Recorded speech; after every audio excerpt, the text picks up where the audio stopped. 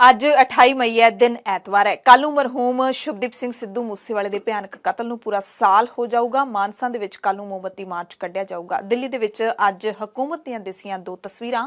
ਲੋਕਤੰਤਰ ਦਾ ਮੰਦਰ ਕਹਿ ਕੇ ਪੀਐਮ ਮੋਦੀ ਨੇ ਨਵੀਂ ਸੰਸਦੀ ਇਮਾਰਤ ਦਾ ਕੀਤਾ ਉਦਘਾਟਨ। ਦੂਸਰੇ ਪਾਸੇ ਇਨਸਾਫ ਮੰਗਣ ਵਾਲੀਆਂ ਕਾਬਲ ਪਹਿਲਵਾਨ ਧੀਆਂ ਨੂੰ ਦਿੱਲੀ ਪੁਲਿਸ ਨੇ ਸੜਕਾਂ ਤੇ ਕੁਚਲਿਆ। ਪੁਲਿਸ ਨੇ ਪੱਟ ਦਿੱਤੇ ਪਹਿਲਵਾਨਾਂ ਦੇ ਪੱਕੇ ਮੋਰਚੇ। ਸਾਰੇ ਪਹਿਲਵਾਨ ਹਿਰਾਸਤ ਵਿੱਚ ਲਏ। ਪੰਜਾਬ, ਹਰਿਆਣਾ ਤੇ ਯੂਪੀ ਤੋਂ ਦਿੱਲੀ ਆਉਂਦੇ ਕਿਸਾਨਾਂ ਨੂੰ ਵੀ ਨਾਕੇਬੰਦੀ ਕਰਕੇ ਰਾਹਾਂ ਵਿੱਚ ਡੱਕਿਆ। ਦਿੱਲੀ ਦੇ ਚਾਰੇ ਪਾਸੇ ਲੱਗੇ ਕਿਸਾਨਾਂ ਦੇ ਧਰਨੇ। ਸਿਆਸਤ ਵਿੱਚ ਆਇਆ ਭੁਚਾਲ। ਰਾਹੁਲ ਨੇ ਕਿਹਾ ਤਾਜਪੋਸ਼ੀ ਪੂਰੀ ਹੋਈ, ਹੁਣ ਹੰਕਾਰੀ ਰਾਜਾ ਜਨਤਾ ਨੂੰ ਕੁਚਲਣ ਲੱਗਿਆ। ਸੀਐਮ ਮਾਨ ਨੇ ਅਮਿਤ ਸ਼ਾਹ ਤੋਂ ਕੀਤੀ ਮੰਗ, ਬੇਅਦਬੀ ਦੇ ਦੋਸ਼ੀਆਂ ਦੇ ਲਈ ਉਮਰ ਕੈਦ ਦੀ ਸਜ਼ਾ ਵਾਲੇ ਬਿੱਲ ਨੂੰ ਰਾਸ਼ਟਰਪਤੀ ਤੋਂ ਮਨਜ਼ੂਰ ਕਰਵਾਓ। ਸਾਬਕਾ ਸੀਐਮ ਚੰਨੀ ਨੇ ਆਪ ਸਰਕਾਰ ਖਿਲਾਫ ਐਸਸੀ ਘੁਟਾਲੇ ਨੂੰ ਲੈ ਕੇ ਲਾਏ ਵੱਡੇ ਇਲਜ਼ਾਮ। ਯੂਪੀ ਦੇ ਵਿੱਚ ਦੋਸਤੀ ਦੀ ਅਨੋਖੀ ਤੇ ਗਮਗੀਨ ਮਿਸਾਲ ਹੋਈ ਕਾਇਮ। ਕੈਂਸਰ ਦੇ ਨਾਲ ਜਾਨ ਗਵਾਉਣ ਵਾਲੇ ਨੌਜਵਾਨ ਦੇ ਦੋਸਤ ਨੇ ਬਲ ਦੀ ਚਿਖਾ ਦੇ ਵਿੱਚ ਛਾਲ ਮਾਰ ਕੇ ਆਪਣੀ ਵੀ ਦਿੱਤੀ ਜਾਨ।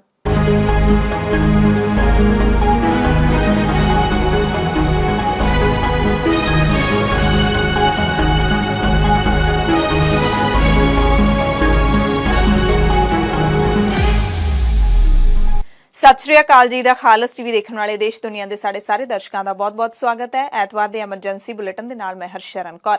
ਅੱਜ ਦੇ ਇਸ ਖਾਸ ਬੁਲੇਟਿਨ ਦੇ ਵਿੱਚ ਦੱਸਾਂਗੇ ਤੁਹਾਨੂੰ ਪੰਜਾਬ, ਭਾਰਤ ਤੇ ਦੁਨੀਆ ਭਰ ਦੀਆਂ ਵੱਡੀਆਂ ਤਾਜ਼ਾ ਤੇ ਅਹਿਮ ਖਬਰਾਂ।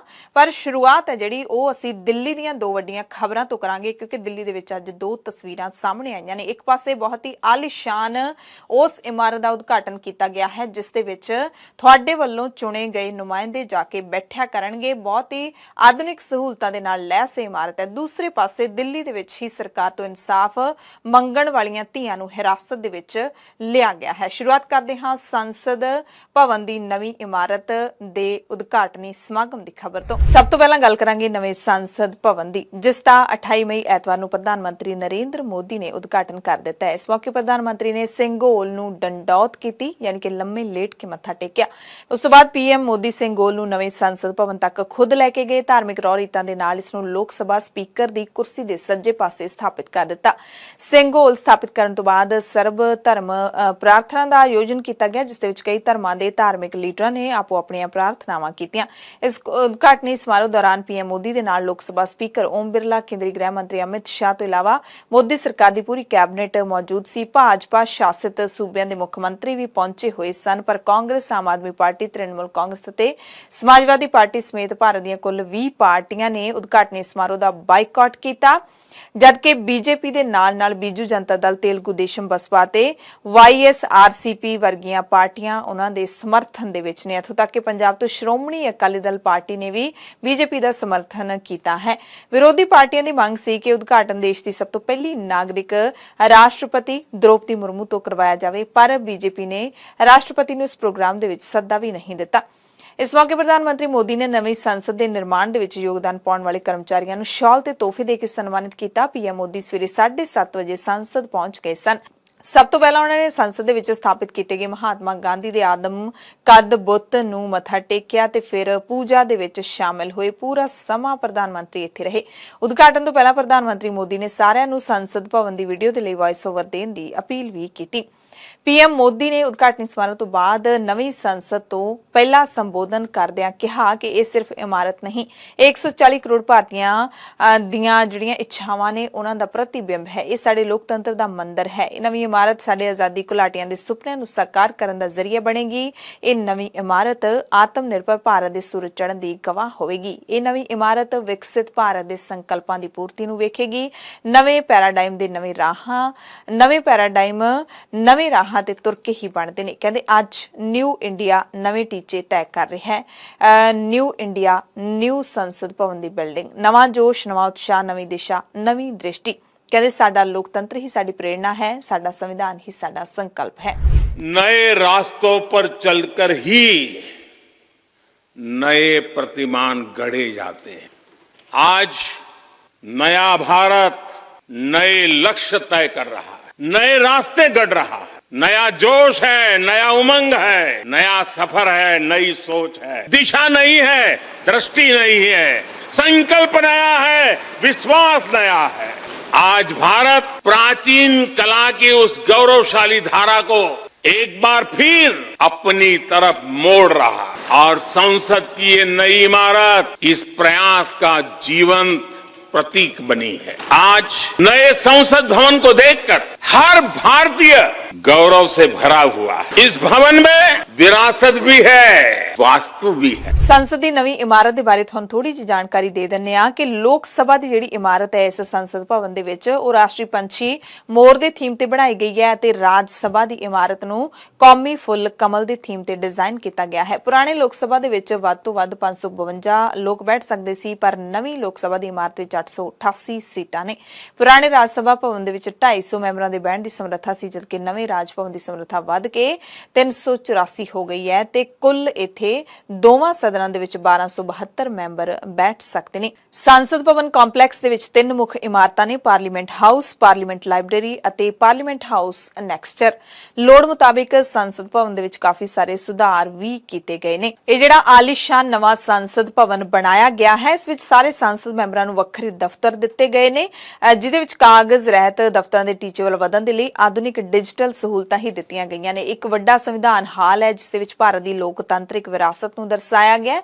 ਇੱਥੇ ਭਾਰਤ ਦੇ ਸੰਵਿਧਾਨ ਦੀ ਅਸਲ ਕਾਪੀ ਵੀ ਰੱਖੀ ਗਈ ਹੈ। ਇਸ ਦੇ ਨਾਲ ਹੀ ਸੰਸਦ ਮੈਂਬਰਾਂ ਦੇ ਬੈਠਣ ਦੇ ਲਈ ਇੱਕ ਵੱਡਾ ਹਾਲ, ਇੱਕ ਲਾਇਬ੍ਰੇਰੀ, ਕਮੇਟੀਆਂ ਦੇ ਲਈ ਕਈ ਕਮਰੇ, ਡਾਈਨਿੰਗ ਰੂਮ ਅਤੇ ਪਾਰਕਿੰਗ ਦੇ ਲਈ ਕਾਫੀ ਵੱਡੀ ਥਾਂ ਹੈ। ਪੂਰੇ ਪ੍ਰੋਜੈਕਟ ਦਾ ਨਿਰਮਾਣ 64,500 ਵਰਗ ਮੀਟਰ ਖੇਤਰ ਦੇ ਵਿੱਚ ਫੈਲਿਆ ਹੋਇਆ ਹੈ। ਨਵੀਂ ਸੰਸਦ ਦਾ ਖੇਤਰਫਲ ਮੌਜੂਦਾ ਸੰਸਦ ਭਵਨ ਤੋਂ 17,000 ਵਰਗ ਮੀਟਰ ਜ਼ਿਆਦਾ ਹੈ।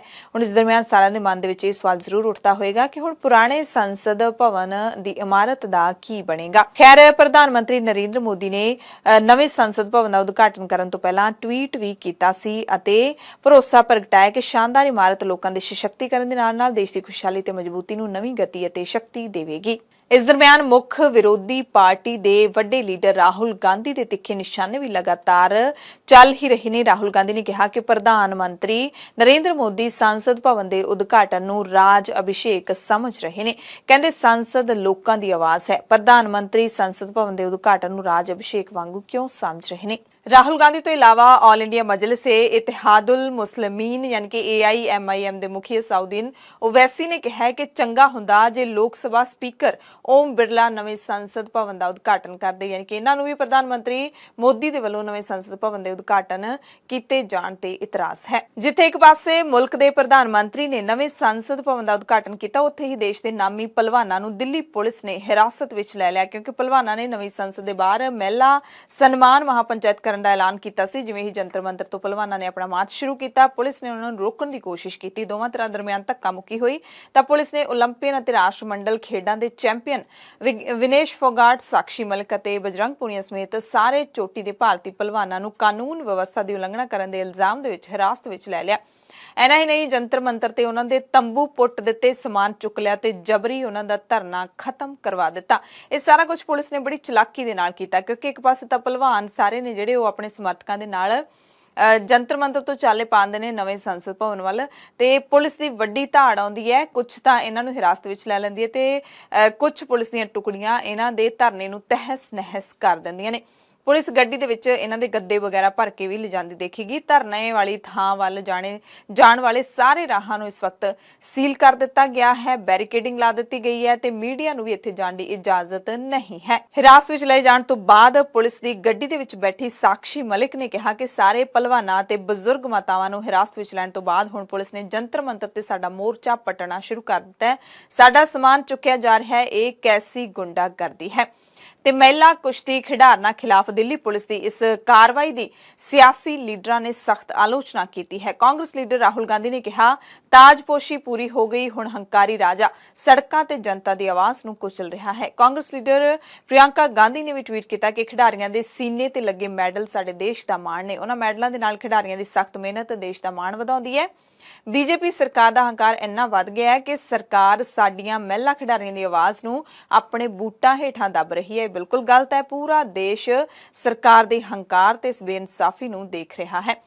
ਪੱਛਮੀ ਬੰਗਾਲ ਦੀ ਮੁੱਖ ਮੰਤਰੀ ਮਮਤਾ ਬੈਨਰਜੀ ਨੇ ਟਵੀਟ ਕੀਤਾ ਕਿ ਦਿੱਲੀ ਪੁਲਿਸ ਨੇ ਜਿਸ ਤਰੀਕੇ ਨਾਲ ਸਾਕਸ਼ੀ ਮਲਿਕ, ਵਿਨੇਸ਼ ਫੋਗਾਟ ਤੇ ਹੋਰ ਪਹਿਲਵਾਨਾਂ ਨਾਲ ਛੇੜਛਾੜ ਕੀਤੀ, ਉਹਦੀ ਮੈਂ ਸਖਤ ਨਿੰਦਿਆ ਕਰਦੀ ਹਾਂ। ਸਾਡੇ ਚੈਂਪੀਅਨਾਂ ਦੇ ਨਾਲ ਜਿਸ ਤਰ੍ਹਾਂ ਦਾ ਵਿਵਹਾਰ ਕੀਤਾ ਗਿਆ ਸ਼ਰਮਨਾਕ ਹੈ।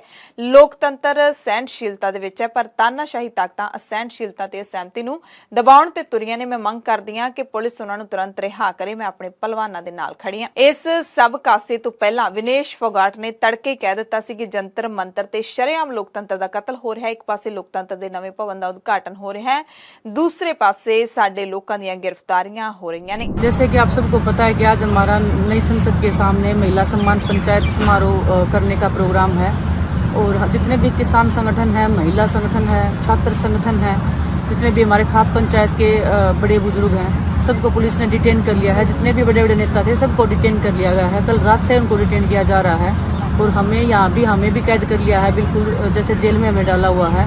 पूरी दिल्ली को छावनी में तब्दील कर दिया गया है। आज नई संसद का उद्घाटन चल रहा है, देश के प्रधानमंत्री जी उसका उद्घाटन कर रहे हैं और एक तरफ यहाँ लोकतंत्र की हत्या हो रही है। देश की बेटियां इंसाफ के लिए रोड पे बैठी हुई हैं, उनको इंसाफ मिलने की बजाय उन्हीं को ऐसे प्रिटेंड किया जा रहा है कि वही दोषी हैं और उन्होंने ही गुनाह किया है।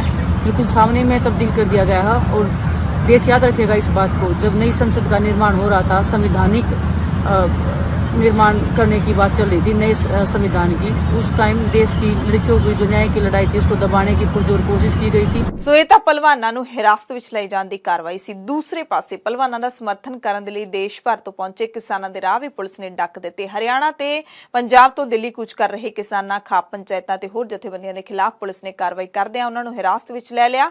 ਦਿੱਲੀ ਵਿੱਚ ਪਹਿਲਵਾਨਾਂ ਦੀ ਹਮਾਇਤ ਵਿੱਚ ਜਾ ਰਹੇ ਸੈਂਕੜੇ ਕਿਸਾਨਾਂ ਨੂੰ ਖਨੌਰੀ ਬਾਰਡਰ ਤੇ ਹਰਿਆਣਾ ਪੁਲਿਸ ਨੇ ਸਖਤ ਨਾਕੇਬੰਦੀ ਕਰਕੇ ਰੋਕ ਦਿੱਤਾ, ਜਿਸ ਤੋਂ ਬਾਅਦ ਸੈਂਕੜੇ ਕਿਸਾਨ ਤੇ ਬੀਬੀਆਂ ਰੋਸ ਧਰਨੇ ਤੇ ਡਟ ਗਈਆਂ। ਤੇ ਪੰਜਾਬ ਤੇ ਹਰਿਆਣਾ ਤੋਂ ਵੱਡੀ ਗਿਣਤੀ ਵਿੱਚ ਕਿਸਾਨ ਜਿਹੜੇ ਧਰਨਾ ਸਥਾਨ ਤੇ ਪਹੁੰਚਣ ਲਈ ਰਵਾਨਾ ਹੋਏ ਸੀ, ਉਹਨਾਂ ਨੂੰ ਪਹਿਲਾਂ ਤਾਂ ਰਾਹ ਦੇ ਵਿੱਚ ਹੀ ਰੋਕ ਲਿਆ ਗਿਆ, ਪਰ ਜਿਹੜੇ ਉੱਥੋਂ ਤੱਕ ਪਹੁੰਚਣ 'ਚ ਕਾਮਯਾਬ ਥੋੜਾ ਜਿਹਾ ਹੋ ਗਏ ਦਿੱਲੀ ਤੱਕ ਪਹੁੰਚਣ ਤੇ ਉਹਨਾਂ ਨੂੰ ਸਿੰਘੂ ਬਾਰਡਰ ਤੇ ਨਾਕੇ ਲਾ ਕੇ ਰੋਕ ਦਿੱਤਾ ਗਿਆ। ਯੂਪੀ ਵਾਲਿਆਂ ਨੂੰ ਗਾਜ਼ੀਪੁਰ ਬਾਰਡਰ ਤੇ ਵੱਡੀ ਗਿਣਤੀ ਵਿੱਚ ਪੁਲਿਸ ਨੇ ਰੈਪਿਡ ਐਕਸ਼ਨ ਟੀਮਾਂ ਤਾਇਨਾਤ ਕਰਕੇ ਰੋਕ ਦਿੱਤਾ। ਹਰਿਆਣਾ ਪੁਲਿਸ ਨੇ ਦਿੱਲੀ ਜਾਣ ਤੋਂ ਰੋਕਣ ਲਈ ਵੱਡੇ ਪੱਧਰ ਤੇ ਬੈਰੀਕੇਡਿੰਗ ਕੀਤੀ। ਕਈ ਕਿਸਾਨ ਤੇ ਖਾਪ ਲੀਡਰਾਂ ਨੂੰ ਹਿਰਾਸਤ ਵਿੱਚ ਵੀ ਲਿਆ। ਭਾਰਤੀ ਕਿਸਾਨ यूनियन ਦੀ ਹਰਿਆਣਾ ਇਕਾਈ ਦੇ ਸੂਬਾ ਪ੍ਰਧਾਨ ਗੁਰਨਾਮ ਸਿੰਘ ਚੜੂਨੀ ਨੂੰ ਕੁਰੂਕਸ਼ੇਤਰ ਦੇ ਵਿੱਚ ਹਰਿਆਣਾ ਪੁਲਿਸ ਨੇ ਐਤਵਾਰ ਤੜਕੇ ਹੀ ਚੱਕ ਲਿਆ ਸੀ। दूसरे पासे चड़ूनी ने लोगों को शांति बनाए रखने की अपील भी की थी। गिरफ्तार कर रहे हैं ये भाई जो है, ये सारे पुलिस वाले हैं, सिविल में हैं, तो मुझे गिरफ्तार कर लिया गया है और भी बहुत से साथियों को गिरफ्तार कर लिया गया है। मेरा अनुरोध है आप सबसे कि आपने शांति बनाए रखनी है, कहीं जाम वगैरह नहीं लगाने। हो सकता है शाम को छोड़ें, क्योंकि जो दिल्ली का प्रोग्राम है उसको फेल करने के लिए ये सब कुछ किया जा रहा है। हमने अपने प्रोग्राम पे जो दिल्ली प्रोग्राम है सभी ने उस पे ध्यान देना है और कहीं जाम वगैरह आज नहीं लगाने, ताकि लोग परेशान ना हो और किसी तरह की व्यवस्था ना फैले। इधर शनिचरवार ਨੂੰ ਪੰਜਾਬ ਦੇ ਬਿਆਸ ਤੋਂ ਕਿਸਾਨ ਮਜ਼ਦੂਰ ਸੰਘਰਸ਼ ਕਮੇਟੀ ਦੀ ਅਗਵਾਈ ਦੇ ਵਿੱਚ ਬੀਬੀਆਂ ਤੇ ਪੁਰਸ਼ ਕਿਸਾਨਾਂ ਦਾ ਵੱਡਾ ਜਥਾ ਦਿੱਲੀ ਨੂੰ ਰਵਾਨਾ ਹੋਇਆ ਸੀ। ਰਾਤ ਨੂੰ ਇਸ ਨੇ ਪੜਾਅ ਕੀਤਾ ਸੀ ਅੰਬਾਲਾ ਦੇ ਇਤਿਹਾਸਿਕ ਗੁਰਦੁਆਰਾ ਮੰਜੀ ਸਾਹਿਬ ਵਿਖੇ, ਪਰ ਜਦੋਂ ਤੜਕੇ ਉੱਠ ਕੇ ਸਾਜਰੇ ਦੇਖਦੇ ਨੇ ਕਿ ਗੁਰਦੁਆਰੇ ਨੂੰ ਤਾਂ ਹਰਿਆਣਾ ਪੁਲਿਸ ਨੇ ਵੱਡਾ ਘੇਰਾ ਪਾ ਰੱਖਿਆ ਤਾਂ ਕਿ ਕਿਸਾਨ ਇਥੋਂ ਨਿਕਲ ਕੇ ਦਿੱਲੀ ਨਾ ਜਾ ਸਕਣ। ਹਰਿਆਣਾ ਸਰਕਾਰ ਨੇ ਹਰਿਆਣਾ ਦੀ ਪੁਲਿਸ ਨੇ ਅੰਬਾਲਾ ਦੇ ਮੰਜੀ ਸਾਹਿਬ ਗੁਰਦੁਆਰੇ ਦੇ ਸਾਹਮਣੇ ਭਾਰੀ ਬੈਰੀਕੇਡਿੰਗ ਲਾ ਕੇ ਜੰਤਰ ਮੰਤਰ ਜਾਣ ਵਾਲੇ ਇਸ ਵੱਡੇ ਕਾਫਲੇ ਨੂੰ ਰੋਕ ਦਿੱਤਾ, ਜਿਸ ਤੋਂ ਬਾਅਦ ਇਹ ਕਿਸਾਨ ਬੀਬੀਆਂ ਤੇ ਬੰਦੇ ਇੱਥੇ ਹੀ ਧਰਨੇ ਤੇ ਬੈਠ ਗਏ ਸਨ। ਕਿਸਾਨ ਲੀਡਰ ਸਰਵਣ ਸਿੰਘ ਪੰਧੇਰ ਦੀ ਅਗਵਾਈ ਦੇ ਵਿੱਚ ਜਥਾ ਦਿੱਲੀ ਨੂੰ ਜਾ ਰਿਹਾ ਸੀ, ਪਰ ਰਾਹ ਦੇ ਵਿੱਚ ਹੀ ਰੋਕ ਲਿਆ। ਗਾਜ਼ੀਪੁਰ ਬਾਰਡਰ ਦੀ ਗੱਲ ਕਰ ਲਈਏ ਤਾਂ ਇੱਥੇ ਕਿਸਾਨ ਲੀਡਰ ਰਾਕੇਸ਼ ਟਿਕੈਤ ਦੀ ਅਗਵਾਈ ਦੇ ਵਿੱਚ ਕਿਸਾਨਾਂ ਦਾ ਜਥਾ ਪਹੁੰਚਿਆ ਸੀ, ਜੰਤਰ ਮੰਤਰ ਤੇ ਜਾਣਾ ਚਾਹੁੰਦਾ ਸੀ, ਪਰ ਇਹਨਾਂ ਨੂੰ ਵੀ ਇੱਥੇ ਪੁਲਿਸ ਨੇ ਰੋਕ ਲਿਆ, ਜਿਸ ਤੋਂ ਬਾਅਦ ਰਾਕੇਸ਼ ਟਿਕੈਤ ਗਾਜ਼ੀਪੁਰ ਬਾਰਡਰ ਤੇ ਹੀ ਧਰਨੇ ਤੇ ਬੈਠ ਗਏ। ਰਾਕੇਸ਼ ਟਿਕੈਤ ਨੇ ਟਵੀਟ ਕੀਤਾ ਕਿ ਭਲਵਾਨ ਧੀਆਂ ਨੂੰ ਜ਼ਬਰਦਸਤੀ ਸੜਕਾਂ ਤੇ ਘੜੀਸਣ ਵਾਲੀ ਕੇਂਦਰ ਸਰਕਾਰ ਸੰਸਦੀ ਮਰਿਆਦਾ ਦੀ ਦੁਹਾਈ ਦੇ ਕੇ ਫਖਰ ਮਹਿਸੂਸ ਕਰ ਰਹੀ ਹੈ, ਪਰ ਉਸੇ ਦਿਨ ਹੀ ਹਾਕਮਾਂ ਨੇ ਧੀਆਂ ਦੀਆਂ ਚੀਕਾਂ ਨਹੀਂ ਸੁਣੀਆਂ। ਕਿਸਾਨ ਉਦੋਂ ਤੱਕ ਗਾਜ਼ੀਪੁਰ ਬਾਰਡਰ ਤੇ ਬੈਠੇ ਰਹਿਣਗੇ ਜਦੋਂ ਤੱਕ ਕਹਿੰਦੇ ਸਾਡੀਆਂ ਧੀਆਂ ਨੂੰ ਹਿਰਾਸਤ 'ਚੋਂ ਰਿਹਾ ਨਹੀਂ ਕੀਤਾ ਜਾਂਦਾ ਤੇ ਇਨਸਾਫ ਨਹੀਂ ਮਿਲਦਾ। ਖਬਰਾਂ ਪੜ੍ਹੇ ਜਾਣ ਤੱਕ ਪਹਿਲਵਾਨਾਂ ਨੂੰ ਹਿਰਾਸਤ ਵਿੱਚੋਂ ਰਿਹਾ ਨਹੀਂ ਕੀਤਾ ਗਿਆ ਸੀ। ਇਸੇ ਤਰ੍ਹਾਂ ਦਿੱਲੀ ਦੇ ਵਿੱਚ ਜਵਾਹਰ ਲਾਲ ਨਹਿਰੂ ਯੂਨੀਵਰਸਿਟੀ ਦੇ ਕਈ ਵਿਦਿਆਰਥੀਆਂ ਨੇ ਵੀ ਇਲਜ਼ਾਮ ਲਾਇਆ ਕਿ ਯੂਨੀਵਰਸਿਟੀ ਅਧਿਕਾਰੀਆਂ ਨੇ ਕੈਂਪਸ ਦੇ ਵਿੱਚ ਸੁਰੱਖਿਆ ਵਧਾ ਕੇ ਉਹਨਾਂ ਨੂੰ ਮਹਿਲਾ ਮਹਾਪੰਚਾਇਤ ਦੇ ਵਿੱਚ ਹਿੱਸਾ ਲੈਣ ਤੋਂ ਰੋਕ ਦਿੱਤਾ। ਦਿੱਲੀ ਮੈਟਰੋ ਪੁਲਿਸ ਦੀਆਂ ਹਦਾਇਤਾਂ ਤੋਂ ਬਾਅਦ 2 ਮੈਟਰੋ ਸਟੇਸ਼ਨ ਬੰਦ ਕੀਤੇ ਗਏ। ਕੇਂਦਰੀ ਸਕੱਤਰੇਤ ਅਤੇ ਉਦਯੋਗ ਭਵਨ ਇਹਨਾਂ ਦੀ ਐਂਟਰੀ ਤੇ ਐਗਜ਼ਿਟ ਗੇਟ ਬੰਦ ਕਰ ਦਿੱਤੇ ਗਏ, ਪਰ ਦਿੱਲੀ ਮੈਟਰੋ ਰੇਲ ਕਾਰਪੋਰੇਸ਼ਨ ਦੇ ਵਿੱਚ ਇੰਟਰਚੇਂਜ ਸਹੂਲਤਾਂ ਚੱਲਦੀਆਂ ਰਹੀਆਂ। ਦਿੱਲੀ ਪੁਲਿਸ ਦੇ ਵੱਲੋਂ ਸਿੰਘੂ ਬਾਰਡਰ ਤੇ ਇੱਕ ਸਕੂਲ ਨੂੰ ਆਰਜ਼ੀ ਜੇਲ੍ਹ ਬਣਾਉਣ ਦਾ ਐਲਾਨ ਕੀਤਾ ਗਿਆ, ਪਰ ਦਿੱਲੀ ਦੀ ਆਮ ਆਦਮੀ ਪਾਰਟੀ ਦੀ ਨਗਰ ਨਿਗਮ ਦੀ ਮੇਅਰ ਸ਼ੈਲੀ ਓਬਰਾਏ ਨੇ ਚਿੱਠੀ ਜਾਰੀ ਕਰਕੇ ਕਹਿ ਦਿੱਤਾ ਕਿ ਅਜਿਹੀ ਕੋਈ ਇਜਾਜ਼ਤ ਨਹੀਂ ਦਿੱਤੀ ਜਾਏਗੀ। ਦਿੱਲੀ ਦੇ ਕਾਂਝਾਵਾਲਾ ਚੌਕ ਦੇ ਪ੍ਰਾਇਮਰੀ ਸਕੂਲ ਨੂੰ ਆਰਜ਼ੀ ਜੇਲ੍ਹ ਨਹੀਂ ਬਣਾਇਆ ਜਾ ਸਕਦਾ। ਉਸ ਤੋਂ ਬਾਅਦ ਪੁਲਿਸ ਦੀ ਜੇ ਗੱਲ ਕਰ ਲਈਏ ਤਾਂ ਦਿੱਲੀ ਦੇ ਕਾਨੂੰਨ ਵਿਵਸਥਾ ਦੇਖ ਰਹੇ special commissioner of police Deepinder Pathak ਨੇ ਕਿਹਾ ਕਿ ਅਸੀਂ ਆਪਣੇ ਸਾਰੇ ਖਿਡਾਰੀਆਂ ਦਾ ਸਨਮਾਨ ਕਰਦੇ ਹਾਂ, ਪਰ ਅਸੀਂ ਸੰਸਦ ਦੇ ਨਵੇਂ ਭਵਨ ਦੇ ਉਦਘਾਟਨੀ ਸਮਾਰੋਹ ਦੇ ਵਿੱਚ ਕਿਸੇ ਤਰ੍ਹਾਂ ਦੀ ਰੁਕਾਵਟ ਨਹੀਂ ਪੈਣ ਦੇਵਾਂਗੇ। ਸੋ ਆਪਣੀਆਂ ਮੰਗਾਂ ਨੂੰ ਲੈ ਕੇ ਧਰਨੇ ਤੇ ਬੈਠੇ ਪਹਿਲਵਾਨਾਂ ਨੇ ਦੇਸ਼ ਦੀ ਨਵੀਂ ਸੰਸਦ ਦੇ ਉਦਘਾਟਨ ਮੌਕੇ ਐਤਵਾਰ ਨੂੰ ਹੀ ਜੰਤਰ ਮੰਤਰ ਤੋਂ ਨਵੀਂ ਸੰਸਦ ਤੱਕ ਮਾਰਚ ਕੱਢਣ ਤੇ ਫਿਰ ਸੰਸਦ ਦੇ ਮੂਹਰੇ ਮਹਿਲਾ ਸਨਮਾਨ ਮਹਾਪੰਚਾਇਤ ਦਾ ਐਲਾਨ ਕੀਤਾ ਸੀ। ਪੂਰੇ ਦੇਸ਼ ਨੂੰ ਇੱਥੇ ਸਮਰਥਨ ਦੇ ਲਈ ਸੱਦਿਆ ਸੀ, ਪਰ ਦਿੱਲੀ ਪੁਲਿਸ ਨੇ ਵੀ ਪੂਰੀਆਂ ਤਿਆਰੀਆਂ ਕਰ ਰੱਖੀਆਂ ਸੀ। ਦਿੱਲੀ ਨੂੰ ਸਾਰੀ ਨੂੰ ਬੰਦ ਕਰ ਦਿੱਤਾ ਗਿਆ, ਹਰ ਪਾਸੇ ਤੋਂ ਬਾਰਡਰ ਸੀਲ ਕਰ ਦਿੱਤੇ ਗਏ ਤਾਂ ਕਿ ਕੋਈ ਵੀ ਪਹਿਲਵਾਨਾਂ ਦੇ ਸਮਰਥਨ ਦੇ ਵਿੱਚ ਨਾ ਆ ਸਕੇ ਤੇ ਜਿਹੜੇ ਜੰਤਰ ਮੰਤਰ ਤੇ ਬੈਠੇ ਪਹਿਲਵਾਨ ਸੀ ਉਹਨਾਂ ਨੂੰ ਵੀ ਹਿਰਾਸਤ ਦੇ ਵਿੱਚ ਲੈਣ ਦੇ ਵਿੱਚ ਕਾਮਯਾਬ ਹੋ ਗਈ ਦਿੱਲੀ ਪੁਲਿਸ। 29 ਮਈ 2022 ਨੂੰ ਸ਼ੁਭਦੀਪ ਸਿੰਘ ਸਿੱਧੂ ਮੂਸੇਵਾਲੇ ਦਾ ਭਿਆਨਕ ਕਤਲ ਕਰ ਦਿੱਤਾ ਗਿਆ ਸੀ ਮਾਨਸਾ ਦੇ ਪਿੰਡ ਜਵਾਰਕੇ ਦੇ ਵਿੱਚ। ਕੁਝ ਘੰਟਿਆਂ ਬਾਅਦ ਉਹ ਘੜੀ ਆਉਣ ਵਾਲੀ ਹੈ, ਸਾਲ ਬੀਤਣ ਵਾਲਾ ਹੈ, ਪਰ ਮਾਪਿਆਂ ਨੂੰ ਹਾਲੇ ਵੀ ਰੋਸ ਹੈ, ਗੁੱਸਾ ਹੈ, ਦੁੱਖ ਹੈ ਇਸ ਗੱਲ ਦਾ ਕਿ ਇਨਸਾਫ ਪੂਰਾ ਨਹੀਂ ਮਿਲਿਆ। ਮਾਸਟਰਮਾਈਂਡ ਹਾਲੇ ਵੀ ਉਹਨਾਂ ਦੇ ਪੁੱਤ ਦੇ ਕਤਲ ਦੇ ਨਹੀਂ ਫੜੇ ਗਏ। ਮਾਂ ਚਰਨ ਕੌਰ ਨੇ ਇਸ ਐਤਵਾਰ ਨੂੰ ਆਪਣੇ ਪੁੱਤ ਦੇ ਜਿਹੜੇ ਪ੍ਰਸ਼ੰਸਕ ਪਹੁੰਚੇ ਸੀ, ਚਾਹੁਣ ਵਾਲੇ ਪਹੁੰਚੇ ਸੀ, ਉਹਨਾਂ ਨੂੰ ਸੰਬੋਧਨ ਕਰਦਿਆਂ ਕਿਹਾ ਕਿ ਗੈਂਗਸਟਰਾਂ ਦੇ ਕਦੇ ਬੁੱਤ ਨਹੀਂ ਲੱਗਦੇ ਹੁੰਦੇ, ਉਹਨਾਂ ਦਾ ਤਾਂ ਸਿਰਫ ਅਫਸੋਸ ਹੀ ਹੁੰਦਾ ਹੈ, ਪਰ ਸਾਡੇ ਪੁੱਤ ਦੇ ਤਾਂ ਕਹਿੰਦੇ ਥਾਂ-ਥਾਂ ਬੁੱਤ ਲੱਗ ਰਹੇ ਨੇ। ਸਾਲ ਹੋ ਗਿਆ ਉਸ ਚੰਦਰੀ ਘੜੀ ਨੂੰ, ਇਨਸਾਫ ਦੀ ਆਸ ਕਹਿੰਦੇ ਸਾਨੂੰ ਰਹੀ ਨਹੀਂ, ਫਿਰ ਵੀ ਅਸੀਂ ਇਨਸਾਫ ਦੀ ਉਡੀਕ ਕਰਦੇ ਰਹਾਂਗੇ। ਮਾਂ ਚਰਨ ਕੌਰ ਨੇ ਆਪਣੇ ਪੁੱਤ ਸ਼ੁਭਦੀਪ ਦੇ ਚਾਹੁਣ ਵਾਲਿਆਂ ਨੂੰ ਅਪੀਲ ਵੀ ਕੀਤੀ ਕਿ ਮਾਨਸਾ ਦੇ ਵਿੱਚ 29 ਮਈ ਨੂੰ ਮੋਮਬੱਤੀ ਮਾਰਚ ਕੱਢਿਆ ਜਾਣਾ ਹੈ। ਸ਼ਾਂਤਮਈ ਮਾਰਚ ਦੇ ਵਿੱਚ ਤੁਸੀਂ ਵੱਧ ਚੜ ਕੇ ਪਹੁੰਚੋ। ਨਾਲ ਹੀ ਸਾਰੇ ਲੋਕਾਂ ਨੂੰ ਅਪੀਲ ਕੀਤੀ ਹੈ ਕਿ ਸਿੱਧੂ ਨੂੰ ਚਾਹੁਣ ਵਾਲੇ ਆਪੋ ਆਪਣੇ ਸ਼ਹਿਰਾਂ ਤੇ ਪਿੰਡਾਂ ਦੇ ਵਿੱਚ ਵੀ ਸਿੱਧੂ ਦੀ ਯਾਦ ਵਿੱਚ ਮੋਮਬੱਤੀ ਮਾਰਚ ਜ਼ਰੂਰ ਕੱਢਣ। ਇਸ ਮੌਕੇ ਮਾਂ ਚਰਨ ਕੌਰ ਨੇ ਸਰਕਾਰ ਨੂੰ ਤਿੱਖੇ ਸਵਾਲ ਵੀ ਕੀਤੇ। ਹੋ ਸਕਿਆ ਹੋਰ ਪਿੰਡਾਂ ਚ ਹੋਰ ਸ਼ਹਿਰਾਂ ਚ ਕੈਂਡਲ ਮਾਰਚ ਕੱਢ ਸਕਣ ਤਾਂ ਜ਼ਰੂਰ ਮੇਲੇ ਦੀ ਬੇਨਤੀ ਕਬੂਲ ਕਰਿਓ ਤਾਂ ਜੇ ਜੋ ਸ਼ੁਭਦੀਪ ਨੂੰ ਬੋਲਦੇ ਆ ਵੀ ਗੈਂਗਸਟਰ ਫਲਾਣਾ ਤੇ ਬਰਾਬਰ ਉਹਨਾਂ ਨੂੰ ਪਤਾ ਲੱਗ ਸਕੇ ਵੀ ਉਹਨੂੰ ਐਨੇ ਚਾਹੁਣ ਵਾਲੇ ਉਹਦੇ ਪਿੱਛੇ ਨੇ। ਜੇ ਅਸੀਂ ਕਿਤੇ ਆਪਣੀ ਸਟੇਟ ਛੱਡ ਕੇ ਦੂਜੀ ਸਟੇਟ ਜਾਂਦੇ ਆ ਤਾਂ ਆਪਣਾ ਤੋਂ ਆਧਾਰ ਕਾਰਡ, ਡਰਾਈਵਿੰਗ ਲਾਇਸੈਂਸ ਸਭ ਕੁਝ ਪੁੱਛਦੇ ਆ ਪੁਲਿਸ ਵਾਲੇ ਵੀ ਉਹ ਐਡੇ ਹਥਿਆਰ 24 ਤੋਂ ਲੈ ਕੇ 29 ਤੱਕ ਮਾਨਸਾ ਚੁਰੇ ਫਿਰਦੇ ਰਹੇ। ਬੜੇ ਸਵਾਲ ਉੱਠਦੇ ਆ ਦਿਮਾਗ ਦੇ ਵਿੱਚ ਕਿ ਕਿਹਦੀ ਮਿਲੀਭੁਗਤ ਹੋ ਸਕਦੀ ਹੈ ਜਿਹਨੇ ਐਂ ਨਾ ਦੇਖਿਆ ਵੀ ਇੰਨੇ ਹਥਿਆਰ ਲੈ ਕੇ ਬੰਦੇ ਇੱਥੇ ਤੁਰੇ ਫਿਰਦੇ ਨੇ, ਕੀ ਕਾਰਨ ਹੈ? ਵੀ ਇੱਕ ਸੱਚ ਬੋਲਣ ਵਾਲਾ ਬੰਦਾ, ਗਰੀਬ ਗੁਰਬਿਆਂ ਦੀ ਮਦਦ ਕਰਨ ਵਾਲਾ ਬੰਦਾ, ਜਾਂ ਤਾਂ ਉਹਨੂੰ ਫੜ ਕੇ ਜੇਲ੍ਹਾਂ 'ਚ ਦੇ ਦਿੰਦੇ ਨੇ ਜਾਂ ਫਿਰ ਉਹਨਾਂ ਨੂੰ ਮਰਵਾਇਆ ਜਾਂਦਾ। ਸ਼ੁਭਦੀਪ ਵੀ ਸੱਚ ਹੀ ਬੋਲਦਾ ਸੀ। ਇੱਥੇ ਵੱਡੀ ਗਿਣਤੀ ਵਿੱਚ ਪਹੁੰਚੇ ਲੋਕਾਂ ਨੇ ਸ਼ੁਭਦੀਪ ਨੂੰ ਯਾਦ ਕੀਤਾ। ਇੱਕ ਨਿੱਕੀ ਬੱਚੀ ਨੇ ਸਿੱਧੂ ਦੀ ਯਾਦ ਵਿੱਚ ਗਾਣਾ ਵੀ ਗਾਇਆ। ਤਾਇਆ ਚਮਕੌਰ ਸਿੰਘ ਨੇ ਵੀ ਪਹੁੰਚੇ ਲੋਕਾਂ ਨੂੰ ਸੰਬੋਧਨ ਕੀਤਾ ਤੇ ਅਪੀਲ ਕੀਤੀ ਕਿ ਸੋਮਵਾਰ ਨੂੰ ਮੋਮਬੱਤੀ ਮਾਰਚ ਵਿੱਚ ਸਿੱਧੂ ਨੂੰ ਚਾਹੁਣ ਵਾਲੇ ਜ਼ਰੂਰ ਪਹੁੰਚਣ ਤਾਂ ਜੋ ਸੁੱਤੀਆਂ ਪਈਆਂ ਸਰਕਾਰਾਂ ਨੂੰ ਜਗਾਇਆ ਜਾ ਸਕੇ। ਤੇ ਸ਼ੁਭਦੀਪ ਸਿੰਘ ਸਿੱਧੂ ਮੂਸੇਵਾਲੇ ਦੀ ਯਾਦ ਵਿੱਚ ਮਾਨਸਾ ਦੇ ਪਿੰਡ ਜਵਾਰਕੇ ਦੇ ਵਿੱਚ ਜਿਸ ਥਾਂ ਤੇ ਮੂਸੇਵਾਲੇ ਦਾ ਭਿਆਨਕ ਕਤਲ ਹੋਇਆ ਸੀ, ਉੱਥੇ ਜਵਾਰਕੇ ਪਿੰਡ ਵਾਸੀਆਂ ਨੇ ਸੁਖਮਨੀ ਸਾਹਿਬ ਦੇ ਪਾਠ ਦੇ ਭੋਗ ਪਾਏ ਤੇ ਸਿੱਧੂ ਮੂਸੇਵਾਲੇ ਦੀ ਮਾਤਾ ਚਰਨ ਕੌਰ ਵੀ ਇੱਥੇ ਪਹੁੰਚੇ। ਕਾਫੀ ਭਾਵੁਕ ਹੋ ਗਏ ਸਨ ਤੇ ਮੂਸੇਵਾਲੇ ਦੇ ਕਤਲ ਵਾਲੀ ਥਾਂ ਦੇ ਉੱਤੇ ਮਾਂ ਮਿੱਟੀ ਨੂੰ ਮੱਥੇ ਨਾਲ ਲਾਉਂਦੀ ਦਿਖਾਈ ਦਿੱਤੀ, ਅਥਰੂ ਰੋਕ ਨਾ ਸਕੀ। ਕੁਝ ਪਲ ਉਸੇ ਥਾਂ ਤੇ ਮਾਂ ਬੈਠੀ ਰਹੀ। ਬਹੁਤ ਹੀ ਗਮਗੀਨ ਮਾਹੌਲ ਇੱਥੇ ਹੋ ਗਿਆ ਸੀ। ਜਿਸ ਥਾਂ ਤੇ ਸਿੱਧੂ ਮੂਸੇਵਾਲੇ ਦੀ ਥਾਰ ਦੇ ਉੱਤੇ ਫਾਇਰਿੰਗ ਕੀਤੀ ਗਈ, ਘੇਰ ਕੇ ਮੂਸੇਵਾਲੇ ਨੂੰ ਕਤਲ ਕੀਤਾ ਗਿਆ, ਉਸ ਥਾਂ ਤੇ ਹਾਲੇ ਵੀ ਕੰਧਾਂ ਦੇ ਉੱਤੇ ਗੋਲੀਆਂ ਦੇ ਵੱਡੇ ਵੱਡੇ ਨਿਸ਼ਾਨ ਨੇ। ਉਸ ਥਾਂ ਤੇ ਹੁਣ ਯਾਦਗਾਰ ਵੀ ਬਣ ਗਈ ਹੈ ਤੇ ਦੂਰੋਂ ਦੂਰੋਂ ਮੂਸੇਵਾਲੇ ਦੇ ਪ੍ਰਸ਼ੰਸਕ ਇਸ ਯਾਦਗਾਰ ਨੂੰ ਦੇਖਣ ਵਾਸਤੇ ਆਉਂਦੇ ਨੇ। ਪੰਜਾਬ ਦੇ ਸਾਬਕਾ ਮੁੱਖ ਮੰਤਰੀ ਚਰਨਜੀਤ ਸਿੰਘ ਚੰਨੀ ਨੇ ਵੀ ਸ਼ੁਭਦੀਪ ਸਿੰਘ ਸਿੱਧੂ ਮੂਸੇਵਾਲੇ ਨੂੰ ਯਾਦ ਕੀਤਾ ਹੈ ਕਿ 29 ਮਈ ਨੂੰ ਮੂਸੇਵਾਲੇ ਦੇ ਕਤਲ ਨੂੰ 1 ਸਾਲ ਹੋ ਜਾਊਗਾ ਤੇ ਸਿੱਧੂ ਦੀ ਮੌਤ ਦਾ ਦੁੱਖ ਕੇਵਲ ਪੰਜਾਬ ਨਹੀਂ ਸਾਰੀ ਦੁਨੀਆ ਨੇ ਮਨਾਇਆ ਤੇ ਅੱਜ ਵੀ ਲੋਕ ਦੁਖੀ ਨੇ ਕਿਉਂਕਿ ਇਨਸਾਫ ਨਹੀਂ ਪੂਰਾ ਹੋਇਆ। ਐਤਵਾਰ ਨੂੰ ਪੰਜਾਬ ਦੇ ਮੁੱਖ ਮੰਤਰੀ ਭਗਵੰਤ ਮਾਨ ਨੇ ਕੇਂਦਰੀ ਮੰਤਰੀ ਅਮਿਤ ਸ਼ਾਹ ਨੂੰ ਚਿੱਠੀ ਲਿਖ ਕੇ ਬੇਅਦਬੀ ਦੇ ਨਾਲ ਜੁੜੇ 2 ਅਹਿਮ ਬਿੱਲਾਂ ਨੂੰ ਮਨਜ਼ੂਰੀ ਦੇਣ ਦੀ ਮੰਗ ਕੀਤੀ ਹੈ। ਚਿੱਠੀ ਦੇ ਵਿੱਚ ਮੁੱਖ ਮੰਤਰੀ ਨੇ ਲਿਖਿਆ ਕਿ ਸ੍ਰੀ ਗੁਰੂ ਗ੍ਰੰਥ ਸਾਹਿਬ ਜੀ ਸਾਡੇ ਗੁਰੂ ਨੇ, ਜੁਗੋ ਜੁਗ ਅਟਲ ਗੁਰੂ ਨੇ ਤੇ ਗੁਰੂ ਸਾਹਿਬ ਦੀ ਬੇਅਦਬੀ ਦੇ ਦੋਸ਼ੀਆਂ ਤੇ ਨੱਥ ਪਾਉਣ ਦੇ ਲਈ ਸਖਤ ਸਜ਼ਾਵਾਂ ਜ਼ਰੂਰੀ ਨੇ। ਜਿਹੜੇ 2 ਬਿੱਲਾਂ ਦਾ ਜ਼ਿਕਰ ਚਿੱਠੀ ਦੇ ਵਿੱਚ ਕੀਤਾ ਹੈ ਉਹਦੇ ਵਿੱਚ ਆਈਪੀਸੀ ਸੋਧ ਬਿੱਲ 2018 ਤੇ ਸੀਆਰਪੀਸੀ ਸੋਧ ਬਿੱਲ 2018 ਸ਼ਾਮਲ ਨੇ। ਦੋਵਾਂ ਬਿੱਲਾਂ ਦੇ ਵਿੱਚ ਬੇਅਦਬੀ ਦੇ ਦੋਸ਼ੀਆਂ ਦੇ ਲਈ ਲਈ ਤਾ ਉਮਰ ਯਾਨੀ ਕਿ ਪੂਰੀ ਉਮਰ ਕੈਦ ਦੀ ਤਜਵੀਜ਼ ਹੈ ਤੇ ਇਹਨਾਂ ਬਿੱਲਾਂ ਦੇ ਲਈ ਰਾਸ਼ਟਰਪਤੀ ਦੀ ਮਨਜ਼ੂਰੀ ਲੈਣੀ ਜ਼ਰੂਰੀ ਹੈ। ਸੋ ਮੁੱਖ ਮੰਤਰੀ ਭਗਵੰਤ ਮਾਨ ਨੇ ਮੰਗ ਕੀਤੀ ਹੈ ਕਿ ਬਿੱਲਾਂ ਨੂੰ ਮਨਜ਼ੂਰ ਕੀਤਾ ਜਾਵੇ, ਰਾਸ਼ਟਰਪਤੀ ਦੀ ਮੋਹਰ ਹੈ ਜਿਹੜੀ ਉਹ ਲੱਗੇ ਤਾਂ ਕਿ ਇਸ ਨੂੰ ਕਾਨੂੰਨ ਬਣਾ ਕੇ ਪੂਰੇ ਦੇਸ਼ ਦੇ ਵਿੱਚ ਲਾਗੂ ਕੀਤਾ ਜਾ ਸਕੇ। ਪੰਜਾਬ ਦੇ ਸਾਬਕਾ ਮੁੱਖ ਮੰਤਰੀ ਚਰਨਜੀਤ ਸਿੰਘ ਚੰਨੀ ਨੇ ਇੱਕ ਵਾਰੀ ਫਿਰ ਐਤਵਾਰ ਨੂੰ ਪ੍ਰੈਸ ਕਾਨਫਰੰਸ ਕੀਤੀ। ਇਸ ਤੋਂ ਪਹਿਲਾਂ ਉਹਨਾਂ ਨੇ ਉਦੋਂ ਪ੍ਰੈਸ ਕਾਨਫਰੰਸ ਕੀਤੀ ਸੀ ਜਦੋਂ ਪੰਜਾਬ ਦੇ ਮੁੱਖ ਮੰਤਰੀ ਭਗਵੰਤ ਮਾਨ ਨੇ ਚੰਨੀ ਨੂੰ ਅਲਟੀਮੇਟਮ ਦਿੱਤਾ ਸੀ ਕਿ 31 ਮਈ ਤੱਕ ਆਪਣਾ ਗੁਨਾਹ ਕਬੂਲ ਕਰ ਲਓ। 2 ਕਰੋੜ ਦੀ ਰਿਸ਼ਵਤ ਦਾ ਜਿਹੜਾ ਇਲਜ਼ਾਮ ਲੱਗਿਆ ਹੈ, ਨਹੀਂ ਤਾਂ ਫਿਰ ਕਹਿੰਦੇ ਮੈਂ ਸਬੂਤਾਂ ਸਮੇਤ 31 ਮਈ ਨੂੰ ਸਾਰਾ ਕੁਝ ਦੱਸ ਦੇਵਾਂਗਾ। ਉਸ ਤੋਂ ਬਾਅਦ ਉਹਨਾਂ ਨੇ ਐਤਵਾਰ ਨੂੰ ਪ੍ਰੈਸ ਕਾਨਫਰੰਸ ਕੀਤੀ ਹੈ ਚੰਨੀ ਨੇ ਤੇ ਆਮ ਆਦਮੀ ਪਾਰਟੀ ਤੇ ਕਾਫੀ ਹਮਲਾਵਰ ਦਿਖਾਈ ਦਿੱਤੇ ਨੇ। ਐਸਸੀ ਵਿਦਿਆਰਥੀਆਂ ਦੀ ਸਕਾਲਰਸ਼ਿਪ ਦਾ ਮੁੱਦਾ ਚੰਨੀ ਨੇ ਚੁੱਕਿਆ ਹੈ। ਇੱਕ ਦਿਨ ਪਹਿਲਾਂ ਜਲੰਧਰ ਦੇ ਵਿੱਚ ਐਸਸੀ ਵਿਦਿਆਰਥੀ ਜਿਹੜੇ ਕਿ ਸਕਾਲਰਸ਼ਿਪ ਜਾਰੀ ਕਰਨ ਦੀ ਮੰਗ ਕਰ ਰਹੇ ਸਨ, ਉਹਨਾਂ ਦੇ ਉੱਤੇ ਪੁਲਿਸ ਨੇ ਕਾਰਵਾਈ ਕੀਤੀ ਸੀ, ਖਦੇੜ ਦਿੱਤਾ ਸੀ, ਧੱਕਾ ਮੁੱਕੀ ਹੋਈ ਸੀ, ਕੁੱਟਮਾਰ ਹੋਈ ਸੀ। ਉਸ ਘਟਨਾ ਦੀ ਚੰਨੀ ਨੇ ਨਿੰਦਿਆ ਕੀਤੀ ਹੈ ਅਤੇ ਸਰਕਾਰ ਨੂੰ ਅਪੀਲ ਕੀਤੀ ਹੈ ਕਿ ਜਿਨ੍ਹਾਂ ਨੇ ਵੀ ਜਿਹੜੇ ਪੁਲਿਸ ਅਧਿਕਾਰੀਆਂ ਨੇ ਵਿਦਿਆਰਥੀਆਂ ਦੇ ਨਾਲ ਕੁੱਟਮਾਰ ਕੀਤੀ ਉਹਨਾਂ ਖਿਲਾਫ ਕਾਰਵਾਈ ਕੀਤੀ ਜਾਵੇ ਅਤੇ ਐਸਸੀ ਵਿਦਿਆਰਥੀਆਂ ਦੀਆਂ ਫੀਸਾਂ ਸਮੇਂ ਸਿਰ ਜਾਰੀ ਕੀਤੀਆਂ ਜਾਣ ਤਾਂ ਜੋ ਵਿਦਿਆਰਥੀਆਂ ਨੂੰ ਸੜਕਾਂ ਤੇ ਆਉਣ ਲਈ ਮਜਬੂਰ ਨਾ ਹੋਣਾ ਪਵੇ।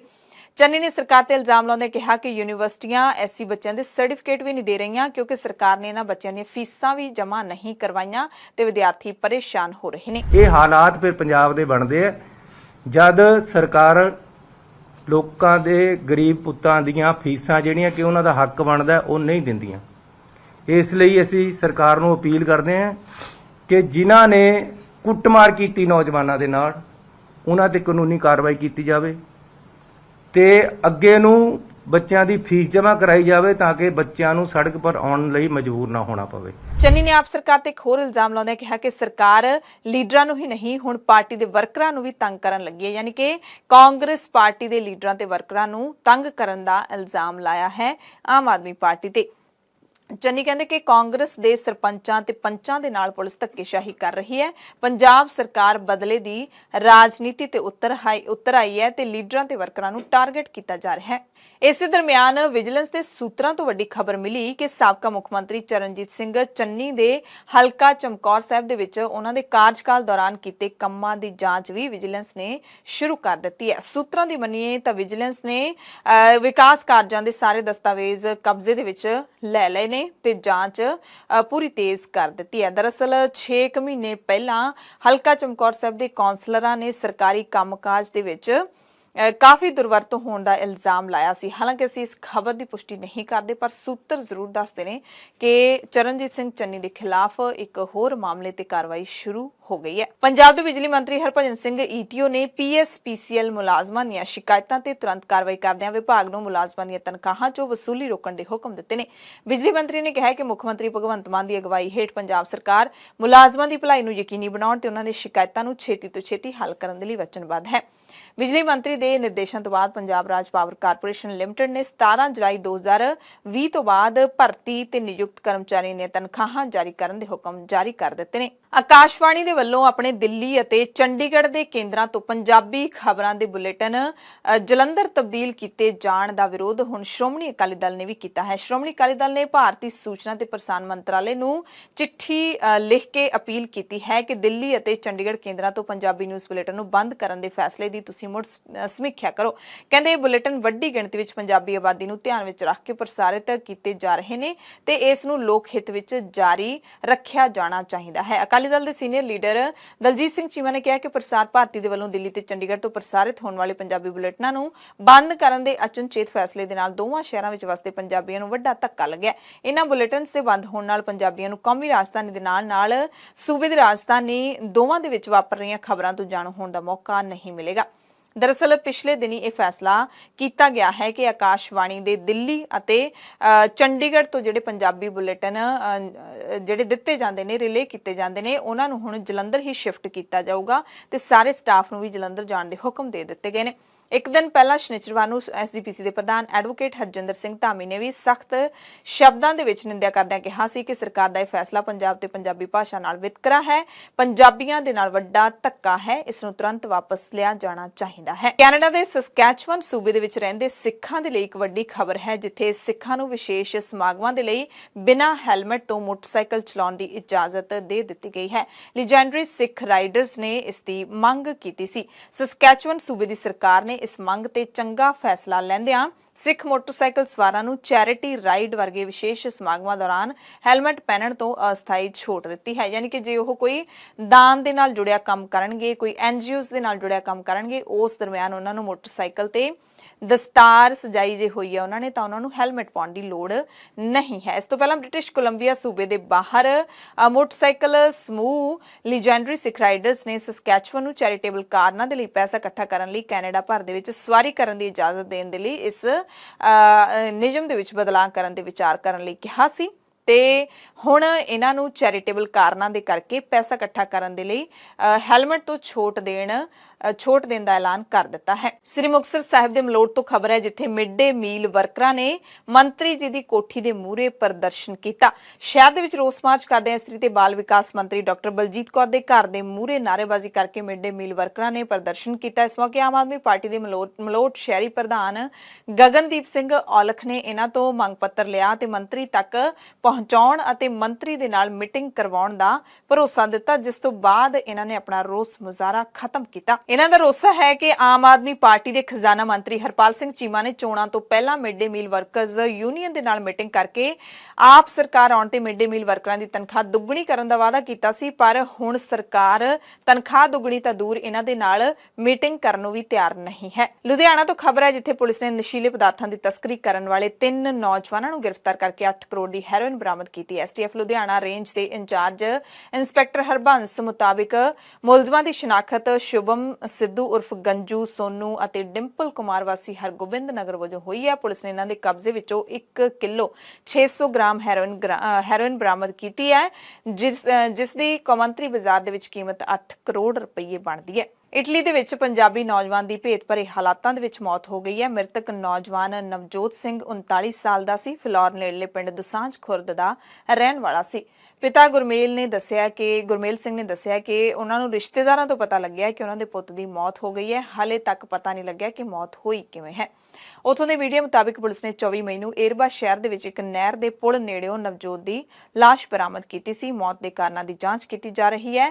ਨਵਜੋਤ ਦੇ ਪਰਿਵਾਰ ਦੇ ਵਿੱਚ ਪਤਨੀ, ਪੁੱਤਰ ਤੇ ਉਸਦੇ ਮਾਪੇ ਰਹਿ ਗਏ ਨੇ। ਹਿਮਾਚਲ ਪ੍ਰਦੇਸ਼ ਦੇ ਲਾਹੌਲ ਸਪੀਤੀ ਅਤੇ ਬਰਾਲਾਚਾ ਜ਼ਿਲ੍ਹੇ ਦੇ ਵਿੱਚ ਭਾਰੀ ਬਰਫ਼ਬਾਰੀ ਤੋਂ ਬਾਅਦ ਕਈ ਵਾਹਨਾਂ ਸਮੇਤ 250 ਤੋਂ ਵੱਧ ਲੋਕਾਂ ਨੂੰ ਸੁਰੱਖਿਅਤ ਕੱਢ ਲਿਆ ਗਿਆ ਹੈ। ਪੁਲਿਸ ਨੇ ਦੱਸਿਆ ਕਿ ਮੌਕੇ ਤੋਂ 120 ਵਾਹਨਾਂ ਨੂੰ ਬਾਹਰ ਕੱਢਿਆ ਗਿਆ। ਫਸੇ ਹੋਏ ਵਾਹਨਾਂ ਨੂੰ ਵੀ ਕੱਢਣ ਦੀ ਕੋਸ਼ਿਸ਼ ਕੀਤੀ ਜਾ ਰਹੀ ਹੈ। ਲਾਹੌਲ ਅਤੇ Spiti police, border roads organisation ਤੇ ਮਾਊਂਟੇਨ ਜਰਨੀ ਜਿਸਪਾ ਦੀ ਟੀਮ ਵਾਹਨਾਂ ਨੂੰ ਬਾਹਰ ਕੱਢਣ ਦੇ ਲਈ ਸਾਂਝੇ ਤੌਰ ਤੇ ਮੁਹਿੰਮ ਚਲਾ ਰਹੀ ਹੈ। ਬੁਲੇਟਿਨ ਦੇ ਵਿੱਚ ਕੁਝ ਖਾਸ ਤੇ ਵੱਡੀਆਂ ਖਬਰਾਂ ਪੂਰੇ ਭਾਰਤ ਅਤੇ ਪੂਰੀ ਦੁਨੀਆ ਤੋਂ। ਐਤਵਾਰ ਨੂੰ ਪ੍ਰਧਾਨ ਮੰਤਰੀ ਨਰਿੰਦਰ ਮੋਦੀ ਨੇ ਮਨ ਕੀ ਬਾਤ ਦੇ 101ਵੇਂ ਐਪੀਸੋਡ ਨੂੰ ਸੰਬੋਧਨ ਕਰਦਿਆਂ ਸਿੱਖਿਆ ਮੰਤਰਾਲੇ ਦੇ ਯੁਵਾ ਸੰਗਮ ਪ੍ਰੋਗਰਾਮ ਦੀ ਸ਼ਲਾਘਾ ਕੀਤੀ ਤੇ ਕਿਹਾ ਕਿ ਇਹਦੇ ਵਿੱਚ ਦੇਸ਼ ਭਰ ਤੋਂ ਹਜ਼ਾਰਾਂ ਨੌਜਵਾਨ ਭਾਗ ਲੈ ਰਹੇ ਨੇ, ਜੋ ਵੱਖ-ਵੱਖ ਹਿੱਸਿਆਂ ਦੇ ਵਿੱਚ ਜਾ ਕੇ ਦੇਸ਼ ਨੂੰ ਵੇਖਣ, ਸਮਝਣ ਤੇ ਜਾਣਨ ਦੀ ਕੋਸ਼ਿਸ਼ ਕਰਦੇ ਨੇ। ਪ੍ਰੋਗਰਾਮ ਦੇ ਪਹਿਲੇ ਪੜਾਅ ਦੇ ਵਿੱਚ ਲਗਭਗ 1200 ਵਿਦਿਆਰਥੀ ਪਹਿਲਾਂ ਹੀ 22 ਸੂਬਿਆਂ ਦਾ ਦੌਰਾ ਕਰ ਚੁੱਕੇ ਨੇ ਤੇ ਭਾਰਤ ਵਿੱਚ ਜਾਣਨ ਤੇ ਦੇਖਣ ਲਈ ਕਹਿੰਦੇ ਕਿੰਨਾ ਕੁਝ ਹੈ। ਇਹਦੇ ਨਾਲ ਇਹਨਾਂ ਸਾਰਿਆਂ ਦੀ ਉਤਸੁਕਤਾ ਹੋਰ ਵਧੇਗੀ। ਪ੍ਰਧਾਨ ਮੰਤਰੀ ਨੇ ਆਪਣੇ ਆਸਟ੍ਰੇਲੀਆ ਦੌਰੇ ਦਾ ਜ਼ਿਕਰ ਵੀ ਕੀਤਾ ਤੇ ਜਾਣਕਾਰੀ ਦਿੱਤੀ ਕਿ ਸੁਤੰਤਰਤਾ ਸੰਗਰਾਮ ਦੇ ਵਿੱਚ ਕਬਾਇਲੀ ਭਰਾਵਾਂ ਤੇ ਭੈਣਾਂ ਦੇ ਯੋਗਦਾਨ ਨੂੰ ਸਮਰਪਿਤ 10 ਨਵੇਂ ਅਜਾਇਬ ਘਰ ਬਣਾਏ ਜਾ ਰਹੇ ਨੇ। ਪਾਣੀ ਦੀ ਸੰਭਾਲ ਲਈ ਹੁਣ ਤੱਕ 50,000 ਤੋਂ ਵੱਧ ਅੰਮ੍ਰਿਤ ਸਰੋਵਰਾਂ ਦੀ ਉਸਾਰੀ ਹੋ ਚੁੱਕੀ ਹੈ। ਮਨ ਕੀ ਬਾਤ ਵਿੱਚ ਪ੍ਰਧਾਨ ਮੰਤਰੀ ਮੋਦੀ ਨੇ ਵੀਰ ਸਾਵਰਕਰ ਦੀ ਵੀ ਤਾਰੀਫ ਕੀਤੀ ਤੇ ਕਿਹਾ ਕਿ ਉਹਨਾਂ ਦਾ ਬਲੀਦਾਨ, ਸਾਹਸ, ਦ੍ਰਿੜਤਾ ਸਾਡੇ ਲਈ ਪ੍ਰੇਰਨਾ ਸਰੋਤ ਹੈ। ਮਨ ਕੀ ਬਾਤ ਲਈ ਕਹਿੰਦੇ ਤੁਹਾਡੇ ਸਾਰਿਆਂ ਦੇ ਵੱਲੋਂ, ਦੇਸ਼ ਵਾਸੀਆਂ ਦੇ ਵੱਲੋਂ ਦਿਖਾਈ ਗਈ ਨੇੜਤਾ ਅਤੇ ਪਿਆਰ ਬੇਮਿਸਾਲ ਹੈ ਅਤੇ ਭਾਵੁਕ ਕਰਨ ਵਾਲਾ ਹੈ। ਤੇ ਪ੍ਰਧਾਨ ਮੰਤਰੀ ਦਾ ਅੱਜ ਦਾ ਦਿਨ ਕਾਫੀ ਮਸ਼ਰੂਫ ਰਿਹਾ। ਇੱਕ ਤਾਂ ਪ੍ਰਧਾਨ ਮੰਤਰੀ ਨੇ ਮਨ ਕੀ ਬਾਤ ਵੀ ਕੀਤੀ, ਫਿਰ ਸੰਸਦ ਦੀ ਨਵੀਂ ਇਮਾਰਤ ਦਾ ਉਦਘਾਟਨ ਵੀ ਕੀਤਾ ਤੇ ਫਿਰ ਦੁਪਹਿਰ ਵੇਲੇ ਦਿੱਲੀ ਦੇ ਵਿੱਚ ਭਾਜਪਾ ਹੈੱਡਕੁਆਟਰ ਪਹੁੰਚੇ, ਯਾਨੀ ਕਿ ਬੀਜੇਪੀ ਪਾਰਟੀ ਦੇ ਹੈੱਡਕੁਆਟਰ ਪਹੁੰਚੇ ਤੇ ਉੱਥੇ ਉੱਥੇ ਬੀਜੇਪੀ ਸ਼ਾਸਿਤ ਸੂਬਿਆਂ ਦੇ ਮੁੱਖ ਮੰਤਰੀਆਂ ਤੇ ਉਪ ਮੁੱਖ ਮੰਤਰੀਆਂ ਦੇ ਨਾਲ ਮੀਟਿੰਗ ਕੀਤੀ। ਉਹਨਾਂ ਦੇ ਸੂਬਿਆਂ ਦੀਆਂ ਸਮੱਸਿਆਵਾਂ ਸੁਣੀਆਂ ਅਤੇ ਬੀਜੇਪੀ ਦੀਆਂ ਨੀਤੀਆਂ ਬਾਰੇ ਵਿਚਾਰ ਚਰਚਾ ਕੀਤੀ। ਦਿੱਲੀ ਦੇ ਮੁੱਖ ਮੰਤਰੀ ਅਰਵਿੰਦ ਕੇਜਰੀਵਾਲ ਨੇ ਅੱਜ LNJP ਹਸਪਤਾਲ ਦੇ ਵਿੱਚ ਜਾ ਕੇ ਆਪਣੀ ਸਰਕਾਰ ਦੇ ਸਾਬਕਾ ਸਿਹਤ ਮੰਤਰੀ ਸਤਿੰਦਰ ਜੈਨ ਦਾ ਹਾਲ ਚਾਲ ਪੁੱਛਿਆ। ਸਤਿੰਦਰ ਜੈਨ ਨੂੰ ਈਡੀ ਨੇ ਪਿਛਲੇ ਸਾਲ ਭ੍ਰਿਸ਼ਟਾਚਾਰ ਦੇ ਇਲਜ਼ਾਮਾਂ ਦੇ ਵਿੱਚ ਗ੍ਰਿਫਤਾਰ ਕੀਤਾ ਸੀ ਤੇ 2 ਦਿਨ ਪਹਿਲਾਂ ਉਹ ਜੇਲ੍ਹ ਦੇ ਬਾਥਰੂਮ ਦੇ ਵਿੱਚ ਡਿੱਗ ਕੇ ਬੇਹੋਸ਼ ਹੋ ਗਏ ਸਨ, ਜਿਸ ਤੋਂ ਬਾਅਦ ਉਹਨਾਂ ਨੂੰ ਹਸਪਤਾਲ ਦਾਖਲ ਕਰਵਾਇਆ ਤੇ ਅਦਾਲਤ ਨੇ ਅੰਤਰਿਮ ਜ਼ਮਾਨਤ ਵੀ ਦੇ ਦਿੱਤੀ। ਯੂਪੀ ਦੇ ਫਤਿਹਪੁਰ ਜ਼ਿਲ੍ਹੇ ਤੋਂ ਅਪਰਾਧ ਦੇ ਨਾਲ ਜੁੜੀ ਇੱਕ ਦਿਲ ਦਹਿਲਾਉਣ ਵਾਲੀ ਖਬਰ ਹੈ, ਜਿੱਥੇ ਇੱਕ ਪੁੱਤ ਨੇ ਆਪਣੇ ਪਿਤਾ ਦਾ ਹੀ ਕਤਲ ਕਰ ਦਿੱਤਾ। ਜ਼ਮੀਨ ਵੇਚਣ ਤੋਂ ਗੁੱਸਾ ਇੰਨਾ ਕੁ ਪੁੱਤ ਨੂੰ ਆ ਗਿਆ ਕਿ ਉਸਨੇ ਕਹਾੜੀ ਨਾਲ ਗਲਾ ਵੱਢ ਕੇ ਆਪਣੇ ਪਿਓ ਨੂੰ ਹੀ ਮਾਰ ਦਿੱਤਾ।